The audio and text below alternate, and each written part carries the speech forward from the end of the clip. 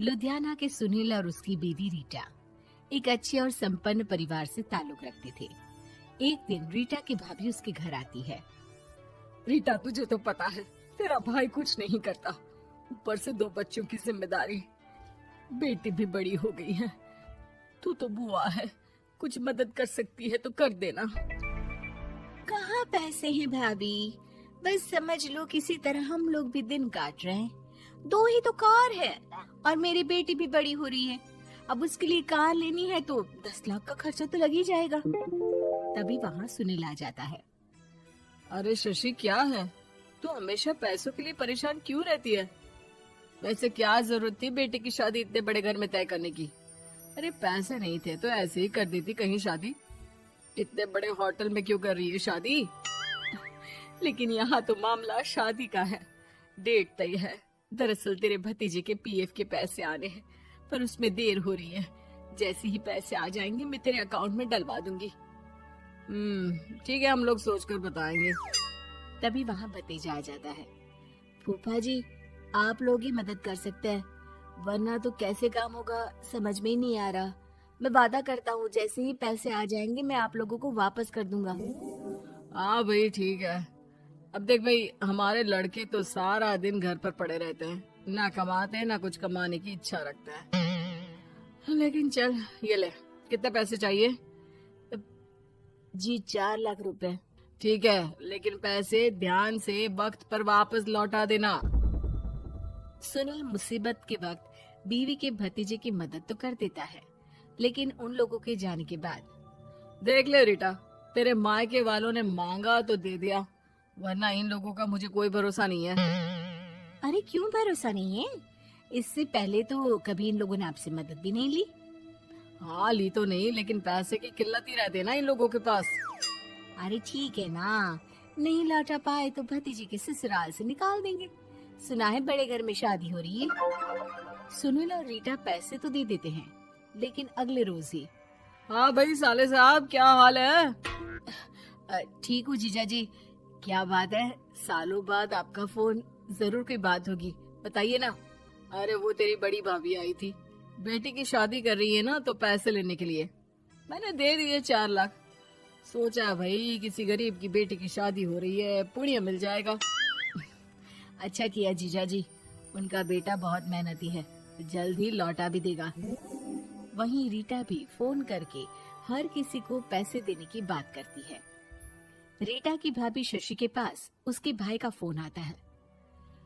तूने सुनील से पैसा लिया है क्या? नहीं भाई, सिर्फ बात की है, बोल तो रहा है कि दे देगा। वो लोग मदद करने वालों में से नहीं है, और मदद कर भी दे लेकिन समाज में गा गा कर हालत बुरी कर देते हैं। अब गाने दीजिए ना भाई, मैं क्या कर सकती हूँ, मेरे पास कोई ऑप्शन भी तो नहीं है। बेटी की अगले हफ्ते शादी जो है। शशि की बेटी की शादी हो जाती है, लेकिन शादी के 1 महीने बाद ही सुनील का फोन भतीजे के पास आता है। हाँ भाई, शादी तो हो गई हम लोगों की दुआ से। अब देख, ऐसा ही फायदा होता है पैसे वाले रिश्तेदार हो तो। तेरे वक्त पर हम कैसे खड़े हो गए थे, लेकिन अब पैसा लौटा दे भाई। जी, मैंने पीएफ के लिए अप्लाई कर दिया था, उसकी नोटिफिकेशंस मैं आपको भी भेज देता हूँ। मुझे लगता है 10 दिन में पैसे आ जाना चाहिए। जैसे ही पैसा आएगा मैं आपके अकाउंट में डाल दूंगा। और ना जी ना, कोई नोटिफिकेशन नहीं चाहिए, पैसा चाहिए, पैसा। ठीक है अंकल, बस 10 दिन का समय दे दीजिए। अभी हफ्ता भी पूरा नहीं होता कि भतीजे के पास उसके गांव के दूर के चाचा का फोन आता है। अरे बेटा, क्या बात है, सुनील के कोई पैसे ले रखे हैं तो दे क्यों नहीं देता? हाँ चाचा जी, बात तो हुई थी, 10 दिन का वक्त मांगा है, उम्मीद है हो ही जाएगा। अरे फोन कर रहा है, रोज बता रहा था कि बेटी की शादी में मदद की थी। अब क्या है ना, भले ही शादी 10 दिन रोक देते, लेकिन सुनील से मदद नहीं लेनी चाहिए थी। याद है ना, मधु की मदद करके कितना बदनाम कर दिया था उसने पूरे घर को सोसाइटी में। हाँ चाचा जी, मैं भी यही सोच रहा था कि उन लोगों से मदद नहीं लेनी चाहिए थी। कई लोगों के फोन आ चुके हैं। वहीं रीटा अपनी भाभी को फोन कर देती है। क्या है भाभी, कब पैसे लौटाओगी? पता है ना ये कितना बोल रहे थे, तुम्हारे बोलने पर मैंने पैसे दिए हैं। भाभी अब तो आपके बेटे की कार बेच दो और हम लोगों के पैसे दे दो। अरे लेकिन रीटा, बात तो 3 महीने की हुई थी ना, अभी तो 2 महीने भी नहीं हुए पैसा लिए, थोड़ा तो सब्र करो। नहीं नहीं भाभी, वैसे मेरा बेटा टिक्कू आ रहा है आप लोगों के घर रहने के लिए, उसको अच्छे से खिलाना पिलाना, समझी? भाभी को समझ में नहीं आता कि वो क्या करे। वो बेटे से बात करती है। अरे माँ, इन लोगों से मदद लेकर सच में बहुत बड़ी गलती कर दी। मुझे खुद समझ में नहीं आता कि कैसे इन लोगों के पैसे जल्द से जल्द दे दूं। तभी डोरबेल बजती है और रीटा का बेटा टिक्कू घर में आता है। आओ बेटा, मामी के घर पहली बार आए हो रहने?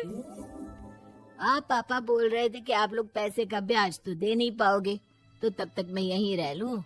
और हाँ, मैं एसी के बिना नहीं सो पाता।